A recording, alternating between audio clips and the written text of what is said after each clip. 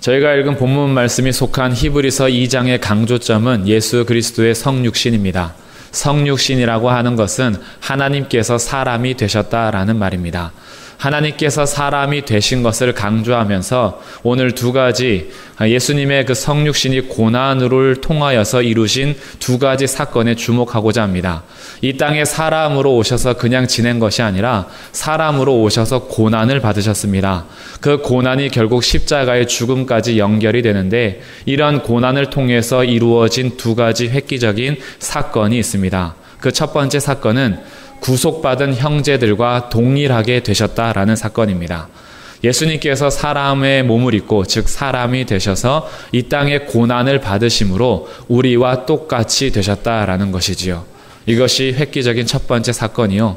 두 번째 사건은 예수님께서 이 땅에서 고난을 받으심으로 인하여 이 땅에서 시험받는 모든 자들을 능히 도우실 수 있습니다. 이것이 두 번째 고난을 통하여 이루어진 사건입니다. 이 두 가지 사건을 같이 나누어 보면서 5월 마지막 주입니다. 가정의 달을 마무리하면서 우리의 영원한 가족은 주님께서 형제로 부르신 교회다라는 주제로 하나님의 말씀을 나누고자 합니다. 우리는 이제 혈통으로나 혈연적으로 끝이는 가정이 아니라 하나님께서 예수 그리스도를 통하여서 부르신 교회가 곧 영원한 가족입니다. 이런 것을 이루신 하나님의 말씀을 같이 보면서 오늘 말씀을 조금 더 나누도록 하겠습니다. 9절, 10절 말씀 보겠습니다. 제가 읽겠습니다. 오직 우리가 천사들보다 잠시 동안 못하게 하심을 입은 자 곧 죽음의 고난을 받으심으로 말미암아 영광과 존귀로 관을 쓰신 예수를 보니 이를 행하심은 하나님의 은혜로 말미암아 모든 사람을 위하여 죽음을 맛보려 하심이라. 9절 첫 번째 두 번째 줄과 마지막 절에 죽음의 고난을 받으시고 죽음을 맛보려 하셨다라고 하면서 예수님께서 천사보다 못하게 되신 것, 즉 사람이 되신 것은 죽기 위하여 오셨다라는 것을 밝혀주고 있습니다. 이런 고난과 죽음을 통해서 이루어낸 것이 10절입니다. 그러므로 만물이 그를 위하고 또한 그로 말미암은 이가 많은 아들들을 이끌어 영광에 들어가게 하시는 이래.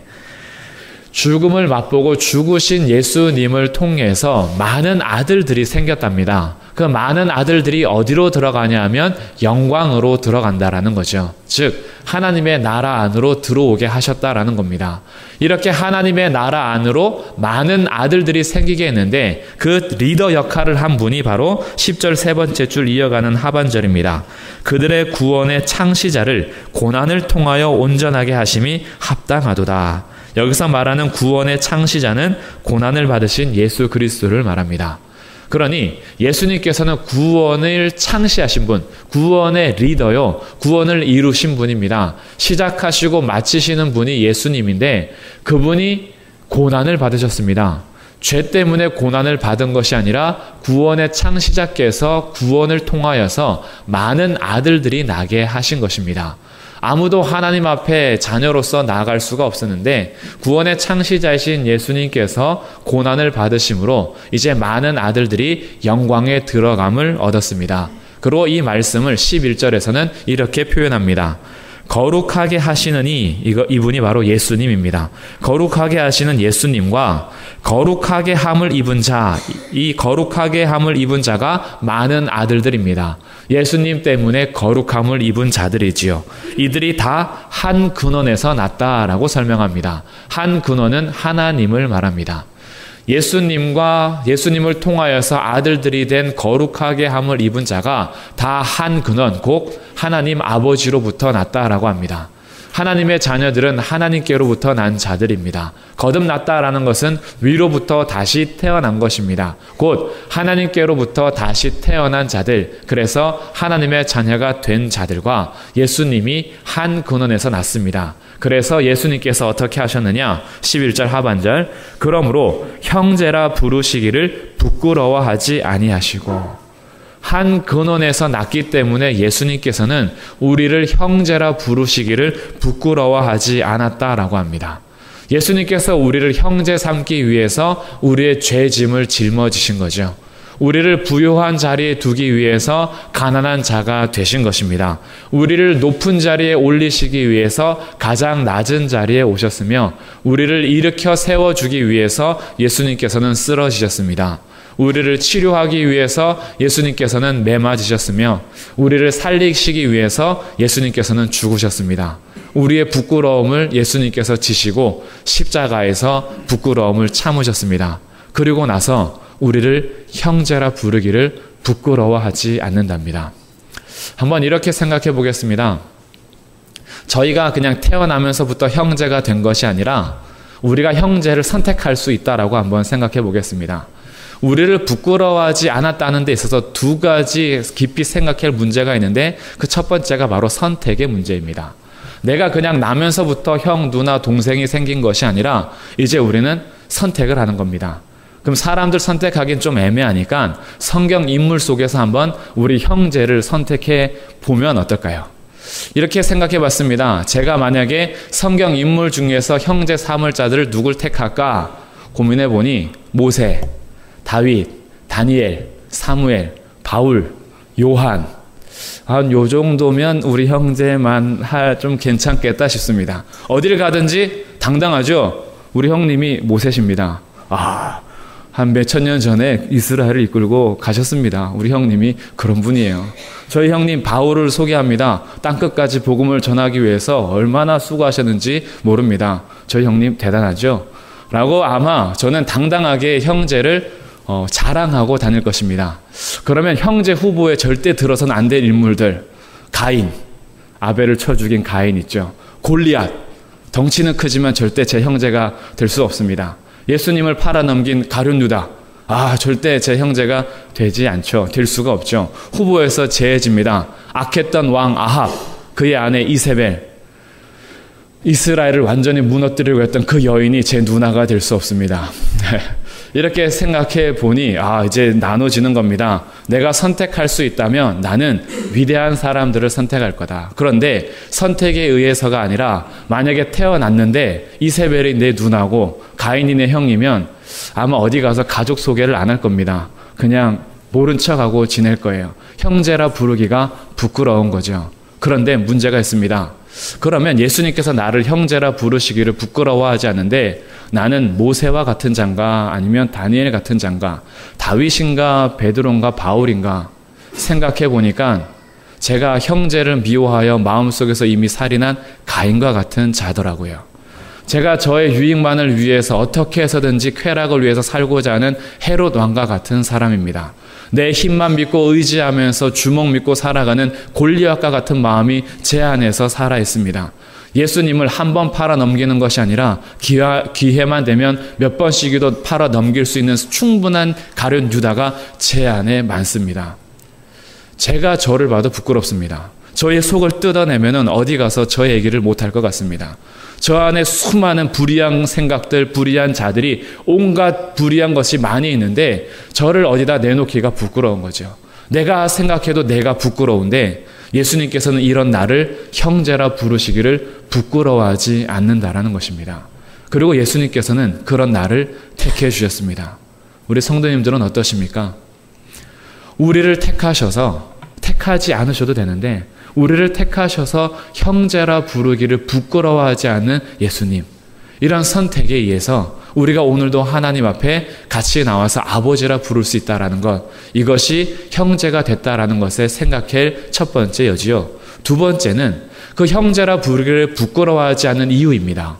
형제라 부르기를 부끄러워하지 않는 이유가 그래도 형제 삼고 보니 좀 쓸만하네, 성격 좀 괜찮네, 괜찮은 사람이다 라고 해서 부끄러워하지 않는 것이 아니라 여전히 성질이 모났고 여전히 성격이 파탄자며 이 안에 다중인격자처럼 온전히 상황에 따라서 변하는 내 모습이 여전함에도 불구하고 나를 부끄러워하지 않은 이유는 단 한 가지입니다. 그가 하나님께로부터 났기 때문입니다. 하나님께서 그를 택하셔서 부르셨기 때문에 예수님께서 우리를 부끄러워하지 않는 이유는 우리의 삶이나 행동이나 능력 때문이 아니라 우리의 행동 여부와 전혀 상관없이 오직 하나님께로부터 났기 때문에 우리를 부끄러워하지 않는답니다. 그렇게 부름받은 자들이 우리입니다.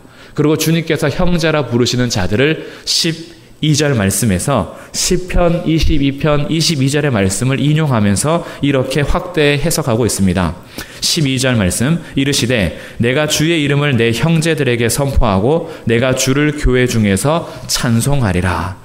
주의 이름을 형제들에게 선포하고 이 형제들의 개념을 어디로 끌고 가냐 하면 주를 교회 중에서 찬송하리다 라고 하면서 형제들을 교회라고 부르고 있습니다. 예수님께서 우리를 형제라 부르기를 부끄러워하지 않는 상태에서 우리를 교회로 부르신 겁니다. 즉 교회로 부름받은 우리들은 형제 자매입니다. 오직 한 아버지를 모시고 있는 형제 자매, 곧 영원한 가족입니다. 이 땅에서 육이 끝나면은 끝나는 가정이 아니라 우리는 이제 영원한 하나님의 나라에서 영원한 한 아버지를 모시고 살아갈 영원한 가족 공동체입니다. 옆에 앉아 계신 분들이 남이 아닙니다. 앞뒤에 앉으신 분들이 그저 얼굴 알고 이름 아는 그런 남이 아니라 우리는 예수 그리스도의 피로 가족된 영원한 가정입니다. 우리가 이 땅에서 부름받은 유일한 이유, 오직 하나님께서 불러주셨기 때문입니다. 하나님께서 불러주셔서 부끄러워하지 않고 이곳에 형제로 부르신 다음에 우리를 교회라고 하셨습니다. 그래서 주님의 가족된 형제들 그리고 교회가 달려가야 할 방향이 분명하게 정해집니다. 14절 15절 말씀 같이 한번 읽어보겠습니다. 시작. 자녀들은 혈과 육에 속하였음에 그도 또한 같은 모양으로 혈과 육을 함께 지니심은 죽음을 통하여 죽음의 세력을 잡은 자 곧 마귀를 멸하시며 또 죽기를 무서워함으로 한평생 매어 종노릇하는 모든 자들을 놓아주려 하심이니. 아멘. 자녀들이 혈과 육에 속해 있기 때문에 하나님께서 이 땅 가운데 사람의 몸으로 똑같이 혈과 육을 입고 오셨습니다. 우리와 똑같은 사람으로 오셔서 우리를 대신하여 죽으심으로 하나 벗어나게 하고 멸하신 것이 있는데 그것이 죽음의 종로로 타던 데서 마귀에게 붙잡혀서 죽음을 두려워 떠는 인생에서 완전히 벗어나게 하신 것입니다. 우리는 이 땅에서의 삶이 끝이 아니라는 것을 주님께서 확인시켜 주면서 너희들은 더 이상 죄의 종로로 탈 수 없다. 너희들은 더 이상 마귀에게 사로잡힌 자가 아니다. 죽음을 두려워하면서 맞이해야 될 자들이 아니라 죽음 이후에 영원한 나라가 있음을 확인하며 그 안에서 가족을 이루어가는 하나님의 자녀들이다 라고 하면서 우리가 더 이상 이 땅의 삶과 죽음을 두려워하면서 죄를 지어가면서 죄의 종로로 타며 살아가지 말아야 될 것을 오늘 하나님의 자녀된 신분을 다시 한번 밝혀주고 있습니다. 형제 자매로 부르셔서 하나님의 가족이 되고 교회가 된 공동체가 달려가야 할 길은 거룩한 삶입니다. 거룩하신 이가 우리를 거룩함을 입은 자로 불러주셨기 때문입니다. 거룩함을 입은 많은 아들들, 거룩함을 입은 하나님의 자녀들은 죄에게 종로로 타는 것이 아니라 하나님께 복종하며 거룩하신 하나님을 닮아 거룩한 삶을 살아야 합니다. 이렇게 거룩한 삶을 살아가는 형제, 예수님께서 우리를 부끄러워하지 않는 형제로 부르시면서 우리를 하나님의 영원한 가족으로 삼아줄 때 그때 그 거룩함을 입은 자로 거룩함을 쫓아 살아갈 때 때로는 우리 가슴에 멍이 들 때가 있습니다. 때로는 피가 터질 때도 있습니다. 허벅지를 찔러가면서 인내해야 될 때가 있습니다. 내 성질대로 살고 싶은데 주의 형제로 부름을 받아서 교회로 살아가기 때문에 그것을 억누를 때가 있습니다. 그냥 내가 하고 싶은 말들 쏟아내고 싶은데 그러면 내 아버지 욕먹을까 봐 그 말을 입으로 담아낼 때가 있습니다. 목 끝까지 올라왔다가 아버지 생각하며 참는 거죠. 내가 잘못 행동하고 내가 잘못 말하면 아버지가 욕먹으니까 그냥 나 하나 욕하는 것으로 끝나면 상관없는데 에이 교회 다녀도 똑같네. 똑같이 욕하네. 똑같이 거짓말하네. 똑같이 자기만을 위해서 사네. 라는 그런 말이 하나님의 영광을 가리고 아버지도 욕먹게 할까 봐 꾹 누르는 싸움이 있습니다. 이렇게 거룩한 삶을 살아가는 자들에게 결국은 세 가지의 싸움을 싸우는데 죄와 싸우고 자신의 육신의 정욕과 싸우며 세상과 싸웁니다. 이 죄와 육신의 정욕과 세상과 싸울 때 외롭습니다. 고통이 있습니다. 고난이 따릅니다. 그러다 보니 거룩한 길을 가다가도 때로는 지쳐서 쓰러질 때가 있습니다. 완전히 나자빠져서 더 이상 고개를 들지 못할 때가 있습니다. 자신의 약함을 보면서 내 자신이 미워질 때가 있습니다. 아무리 생각해도 나는 너무 부끄러운 자죠. 내가 어떻게 구원받은 자인가? 내가 어떻게 교회인가? 나를 생각해도 내가 너무 부끄러워서 고개를 들지 못할 때가 있습니다. 그래서 포기하고 싶고 걸어가기 싫고 고난이 두렵고 힘들 때 기억해야 될 말이 있습니다. 그것이 17절, 18절입니다. 같이 한번 읽어보겠습니다. 시작. 그러므로 그가 범사의 형제들과 같이 되심이 마땅하도다. 이는 하나님의 일에 자비하고 신실한 대제사장이 되어 백성의 죄를 속량하려 하심이라. 그가 시험을 받아 고난을 당하셨은즉 시험 받는 자들을 능히 도우실 수 있느니라. 아멘. 예수님께서 형제들처럼 사람이 되신 이유는 그런 우리의 연약함과 죄 때문에 그것을 속량하시기 위해서 오신 것입니다. 힘들고 지치고 거룩의 길을 못 걸어가서 나자빠졌을 때 여전히 우리가 붙들어야 하는 분은 신실한 대제사장이신 예수 그리스도이십니다. 그분이 우리를 속량하셨습니다. 죄로부터 완전히 값을 지불하여 사셨습니다. 그뿐 아니라 자기가 산 형제들, 자기가 산 하나님의 백성들이 걸어가면서 시험을 받고 고난을 받아서 힘들 때 혼자 걸어가게 하지 않으시고 시험을 받으셨기 때문에 시험 받는 자들을 능히 도우실 수 있습니다. 예수님께서 형제들처럼 모든 일에 범사의 형제들과 같이 되심으로 받으신 고난 세 가지를 나누어 보면 첫 번째 고난은 육체적인 고난입니다. 두 번째 고난은 정신적인 고난입니다. 세 번째 고난은 영적인 고난입니다. 육체적으로, 정신적으로, 영적으로 사람과 똑같이 되셔서 우리가 받을 수 있는 모든 고난을 예수님께서 받으셨습니다. 이것을 조금 더 자세히 풀어가 보면 육체적인 고난은 태어날 때부터 죽을 때까지 받으셨습니다. 날 곳이 없어서 구유에 태어나셨습니다. 짐승 밥그릇에 태어나서 거기에 강보를 쌓아 누우셔야 했습니다. 하늘 보좌 버리시고 선택한 곳이 가장 낮은 구유였습니다. 거기에서부터 비참하게 태어나신 예수님께서는 사람들로부터 따귀를 맞습니다. 채찍질을 당합니다. 못을 박힙니다. 우리가 받을 수 있는 육체적인 고통을 스스로 예수님께서는 당하셨습니다. 그뿐 아니라 예수님께서는 광야에서 40일 동안 금식하심으로 인간의 배고픔을 하십니다. 그리고 예수님께서는 피곤함을 하십니다. 너무나 육체적으로 모든 일 사역들을 감당하는 것이 버거웠습니다. 그래서 피곤하셔서 때로는 이동하는 중에 배 밑에서 깊이 잠들 때도 있었습니다. 예수님 그렇게 피곤한 육체를 가지고 살아가기에 이 땅을 살아가면서 피곤한 육체를 주님 아십니다. 그래서 피곤한 것을 또한 도울 수 있는 거죠. 이렇게 육체적인 고난을 당하신 예수님께서는 정신적으로도 고난을 당하시는데 고향에 갔을 때 배척을 당하십니다. 우리가 고향 갔는데 우리를 무시하고 배척하면 굉장히 마음적으로 정신적으로 상처가 되죠. 사람들이 늘 따라다니면서 어떻게 하면 저거 죽일까라고 하면서 늘 함정을 팝니다. 따라오면서 아주 대놓고 비방합니다. 모욕합니다. 어떤 사람 뒤에서 수군수군 거립니다. 그런데 수군수군 거리는 것을 모르면 그만인데 예수님은 또 다 아십니다. 그래서 수군수군 거리는 걸 다 알다 보니까 정신적인 고난을 받으십니다. 그런데 만일 밖에 있는 사람들만 그러는 것이 아니라 3년 동안 동고동락하면서 그렇게 자기의 목숨을 다 바쳐 가르쳤던 제자들이 십자가 앞에서 다 도망가는 겁니다. 배신을 당한 거죠. 예수님께서는 인간관계에서 오는 모든 배신과 비방과 멸시, 조롱, 정신적인 고난과 고통까지도 친히 당하셨습니다. 그리고 영적인 고난, 하나님과 단절되는 겁니다. 나의 하나님, 어찌하여 나를 버리십니까? 하나님과 단절된 영적인 고통을 예수님 아십니다. 그래서 우리가 어떤 고난을 당하든지 간에 예수님께서는 능히 도우실 수 있습니다. 하나님과 단절된 영적인 고난을 예수님 아십니다. 그래서 정말 우리를 위해서 말할 수 없는 탄식으로 기도하십니다.